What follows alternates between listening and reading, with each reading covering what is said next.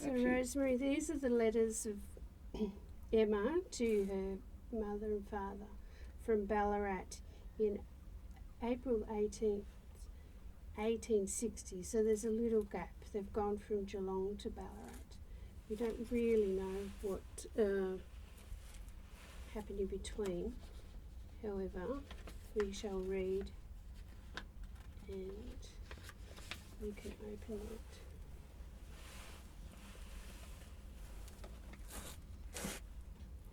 So April 8th, 1860, from Ballarat. Dear Mother and Father, Sister and Brother, I hope this letter will find you all quite well, as it leaves us all at present, and I hope you will forgive me for not writing so long, for I do not enjoy good health, and my little family seems to be too much for me to do for but this last 2 months. I've had a servant now.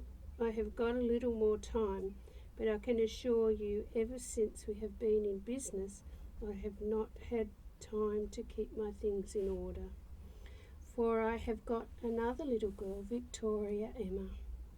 She is 12 months old and 9 days of August, and I do intend for the further to write every 2 or 3 months. That is, if I get any letters. The reason why I've been so long this time for not writing is because I thought I would send all our likenesses, but the money is wanting in the business at present. We have got a nice home and a good business, and we are doing well, and I begin to feel settled now. I do not think much about coming home, for I think we can do better for our family here. Mr. Lovett and Bryant bought the baking business of Mason 12 months ago. We keep one man to bake. We bake from 13 to 1400 quarter loaves every week. Lovett and Bryant drives out the bread. We have bought 2 allotments of ground in one street. We have a shop and a dwelling house on one allotment. There Mr. and Mrs. Lovett lives. We have a post office at our shop, so we shall be sure to get your letters if you send them. The other allotment we live on, where we have the stable, cart, shed, oven and bakehouse. We keep 2 horses and 2 spring carts. We live only 3 doors of each other. I have a 4-roomed house to live in and can go out for a ride when I like. Mr. Lovett is very steady man and a baker by trade, and they agree very well. James and George are getting great boys now, and Emily is a little chatterbox. She is like a little old woman. The boys have been out to a picnic with the school children. Next time little George will write you a letter. I have no more news to tell you this time, so I must say goodbye. And though we be so far apart, now may our souls soon be closely united together in the realms of everlasting bliss, where we shall meet to part no more, but for ever happy with the Lord. Myself and husband unites in kind love to you all, and I still remain your sincere and affectionate daughter, E. Bryant. Please to write as soon as you can. I have sent you one of our billheads. So Julia Victoria Emma Bryant was born on the 9th of August 1859, and Emily Ann Bryant was born on the 3rd of December 1857 in Ballarat. So that's the billhead of the bakery called Hope Bakery. That's amazing. 1860. Yeah. So we've got another letter from 1860. Right. So I'll just pop that in there. I wonder if her mother ever did write to her. I'm sure she did. And there are some letters missing, Yes, obviously. yes. But so this letter is from September 24th, 1860. In Ballarat. Dear Mother and Father and Sister, I receive your welcome letter and am very sorry to hear about my brother's death. When I hear of it, I couldn't tell you how much I felt for you. It seems wonderful to me when I think of it, how you have lived to get through the troubles you have had. I feel very anxious to know how my brother died, whether he died happy, and what he said before he died, and whether grandmother died happy. You did not mention anything about their souls, and you know that is of greatest importance to me. For if they are gone to rest, do not fret, for you know they are only gone a little while before us. O may we prepare to meet death, for we know not the hour when it cometh. I am sorry to hear of Marianne ill health, and I cannot think how it is that she does not write to me. I hope you are giving her good schooling, and I hope she will be a good girl to you both. For I feel like that I could not do enough for you if I was with you. Now, I must tell you, we have had a garden planted with almost everything in it that is useful. We had a gardener to plant it, and it is nicely laid out. That is on the ground where the shop is and the bakery where we live. The yard is full of poultry. We have 5 geese and soon expect to have young ones. 3 turks and one of them sitting, 40 fowl and some of them sitting, and a quantity of tame pigeons. We get from 50 to 80 eggs a week. When eggs are scarce, they are 3 or 4 shillings a dozen. Now they are 2 shillings a dozen. I have told you about my family outdoors. Now I must tell you about my family indoors. George and James are great boys, and they go to school.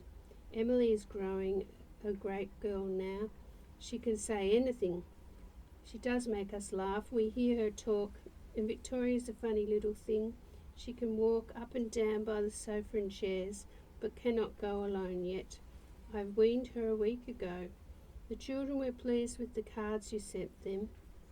Mr. Lovett's been to a land sale today that was to be sold around about us, but it went up so high that he could not buy. Our allotments are valuable now, for we are in front of the railway terminus. We are very fortunate. I think I have told you all the news so far. As you see, we are very comfortable indeed. I wish everyone was as well off. Give my love to all our neighbours and friends. You tell me always keep my birthday. That is more than I do, but I always think of home that day more than any other day in the year. Please to give my love to neighbour Harradine, and I hope she is quite well, for she has been a good neighbour to us. If anything was the matter, if you go for neighbour Harradine. I must tell you that we are all quite well at present, and I must conclude by saying goodbye. My husband unites in his love to all, and believe me to remain your sincere and affectionate child, Emma Bryant, Australia. Please to write and soon as you get this letter, and send a letter full of news. I forgot to tell you I do not know anything about Smith. I have not heard of him for this 4 years. Please to keep this address, for it is the proper one. Mr. Geo Bryant, Hope Bakery, Soldiers Hill, Ballarat. So James Pateman, her brother, died on the 22nd of February 1959 in Arrington, Cambridgeshire, and he was Emma's last surviving brother. Other brothers, Abraham Pateman died in 1858 in Arrington. David Pateman died in 1854 in Ballarat. So that was the year they came to Australia. Right. And Jesse Pateman died in 1847 in Arrington. Fascinating. They're real historical documents, aren't they? They are. Yeah. So I think, Okay. Is that yep, all? yep. Yeah. So we can go somewhere else now.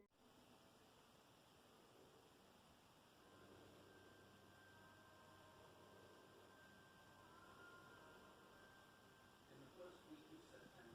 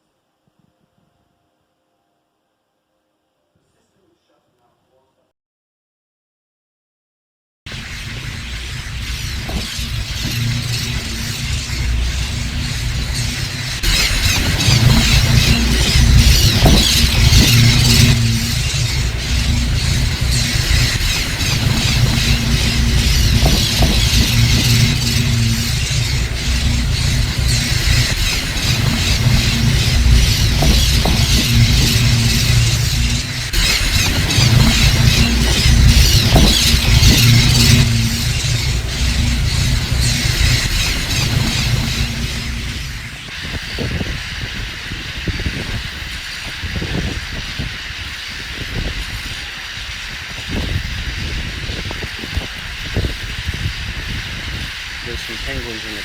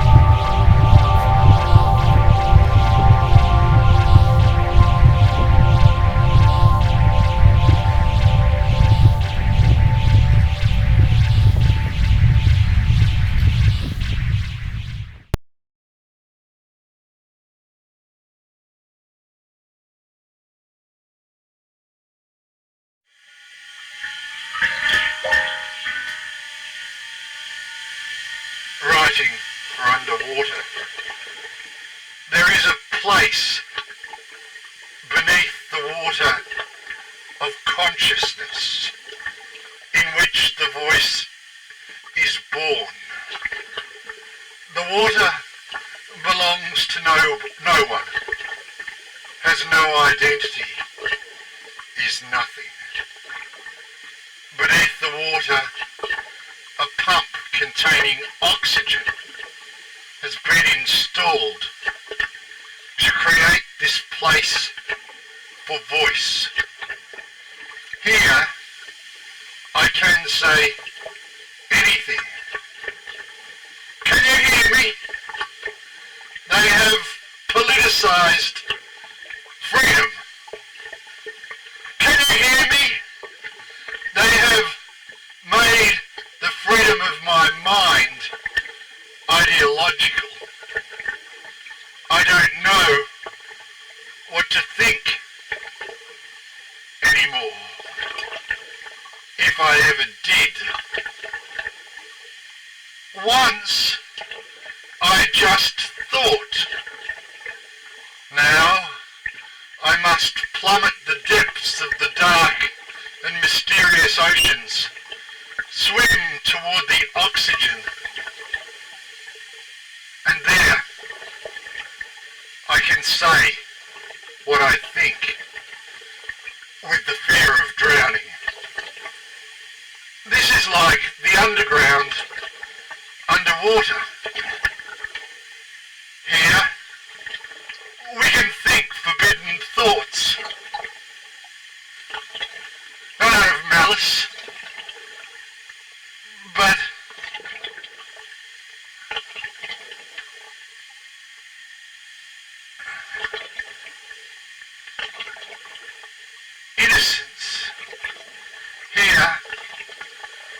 speak about what is going on above ground without fear of reprisal. Are you still there? Can you hear me? I have been silenced, instructed not to speak. Others have taken my words, and the sound might hurt their feelings. I have read Orwell, but I never really knew it until I had to swim for my intellectual life. But I must say it. I must speak the truth. I cannot let it lie, for it has taken all from me. And I thought I still had it, but I don't. I have unknowingly given birth to a lie. It is a poisoned chalice. I am drinking for my sustenance, day by day, in the earth's toxicity. I long for freedom, and I am scorned. I yearn for voice, and I am silenced. I am nobody, becoming somebody, becoming nobody, being crushed in the cogs of the industrial machine that runs all day, every day. My bones are turning to dust. The weapon is old and bloody, full of rust. It has been used many times before and still has the guts of previous victims hanging off it. I am dead, but here is a hole where I can live, an inaudible echo in which I can speak the darkest secrets of society's brightest lights. But if this is what it takes to live, it might be easier to die.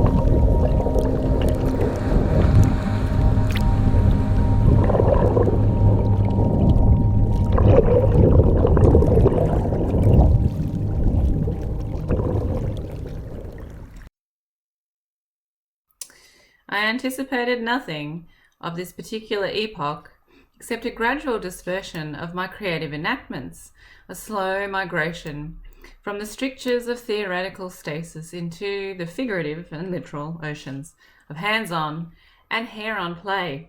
Contrarily, myself and comrades find ourselves launched into torrential adaptations, reconfigurations.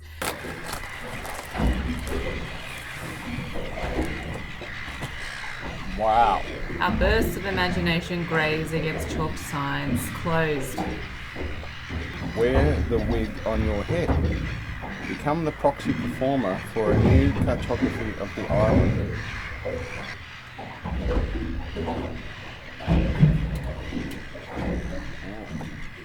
Hello, wig. The staunch authority of prohibition deadens would-be steps, running out along the St. Leonard's boat ramp. I picture myself heading out there again. It's a tipsy, straddling day. Grey overcast laced with nylon pink strands, blue flurries in a black sea. Pulse dancing. Do I still remember how to swim? Since I only learned last summer. Oh, how many times have I fallen out of boats? I have fallen out quite a few times out of boats, but it's always ended okay. Sometimes you get a few bumps and strokes, but yeah, you're always relying on a good crew to come and fish you out. Wherever I take you, you're going to be safe. You're in good hands. We only come when it's okay, and even if it wasn't, soon fish you out of the water. I have life jackets for everyone, including you. A life vest offered in panacea, and droplets of spray cloy round the hair actor, prismatic dusting as the boat skims and jitters. The vest fits over my expansive fur coat, plush in lurid canary yellow, onwards to a fictive landing, and yet it's a heartfelt return. The island is a geomorph after all, not just terrain, but a busy hub for the edicts of plants, plant imaginaries, animals, people, wigs. Face the island and hold out your arms in a gesture of greeting, one that would suit the occasion of wearing a pink one, to the viewing of a forbidden island.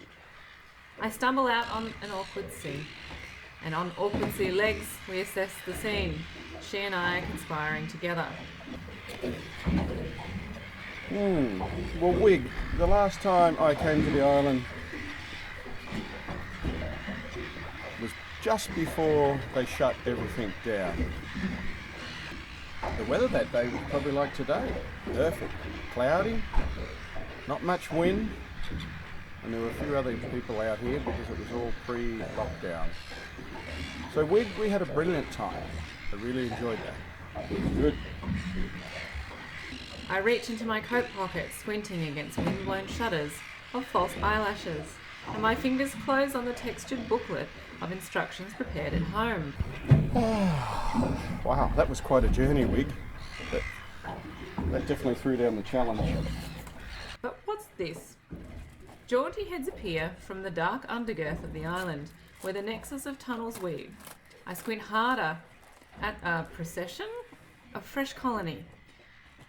A group of Parks Victoria Rangers of indiscernible genders from here, and they're filing out. Each head bespoke with sylph-like lengths.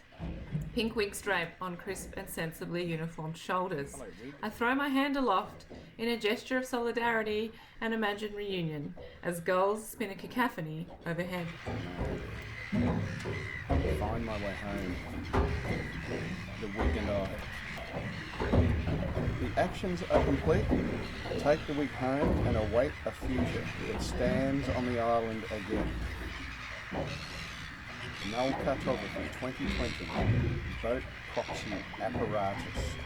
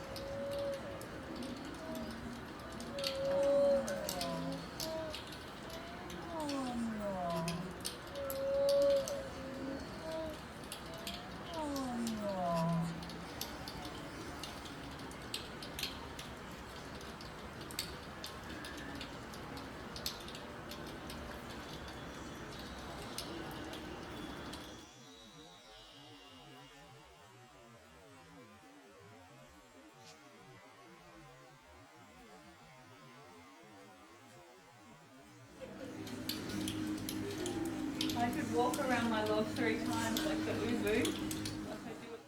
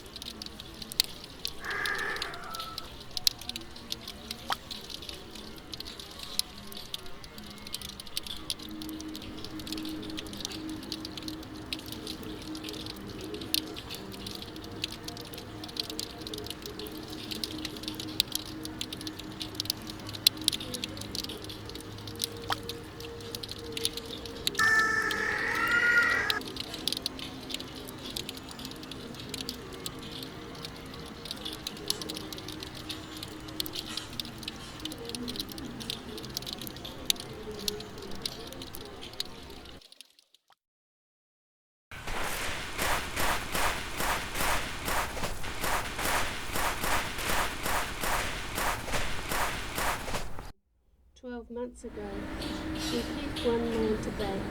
We bake from 13 to 1400 quarter loaves every week. Lovett and Bryant drives out the bread. We have bought 2 allotments of ground in one street. We have a shop and a dwelling house. On one allotment there, Mr. and Mrs. Lovett lives. We have a post office at our shop, so we shall be sure to get your letters if you send them. The other allotment we live on, where we have the stable, cart, shed, oven and bakehouse. We keep 2 horses and 2 spring carts. We live only 3 doors of each other. I have a 4-roomed house to live in. We can go out for a ride when I like. Mr. Lovett is a very steady man and a baker by trade, and they agree very well. James and George are getting great boys now, and Emily is a little chatterbox. She is like a little old woman. The boys have been out to a picnic with the school children. Next time little George will write you a letter. I have no more news to tell you at this time, so I must say goodbye. And though we be so far apart, now may our souls soon be closely united together in the words of everlasting peace.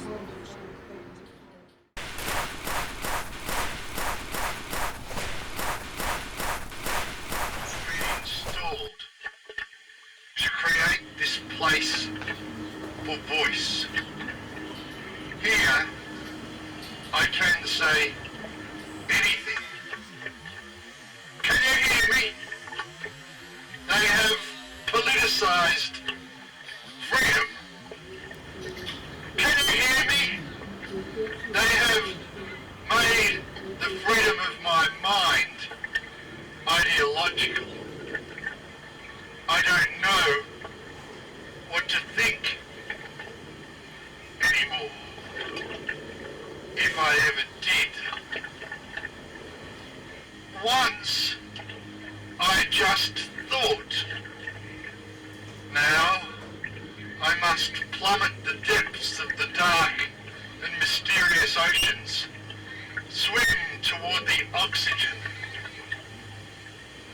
And there, I can say what I think with the fear of drowning. This is like the underground. Not much wind, and there were a few other people out here because it was all pre-lockdown. So we had a brilliant time. I really enjoyed that. It was good. I reach into my coat pocket, squinting against wind-blown shutters of false eyelashes, and my fingers close on the textured booklet of instructions prepared at home. Wow, that was quite a journey, Wig. That definitely threw down the challenge. But what's this? Jaunty heads appear from the dark undergirth of the island, where the nexus of tunnels weave. I squint harder at a procession, a fresh colony. A group of Parks Victoria Rangers of indiscernible genders from here, and they're filing out. Each head bespoke with sylph-like lengths. Pink wig drape on crisp and sensibly uniformed shoulders. I throw my hand aloft in a gesture of solidarity and imagined reunion as gulls spin a cacophony overhead. Find my way home.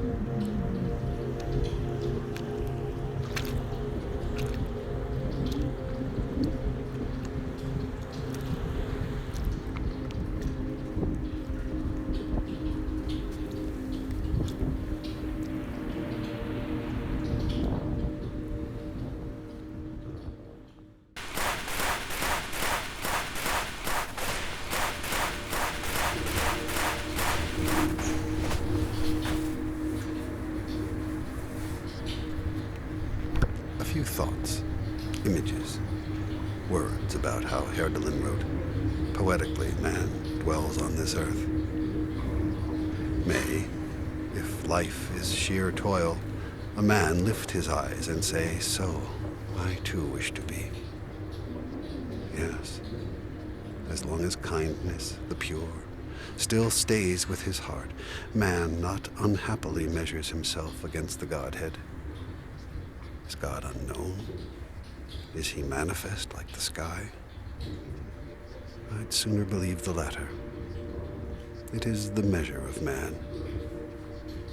Full of merit, yet poetically man dwells on this earth. But no purer is the shade of the starry night, if I might put it so.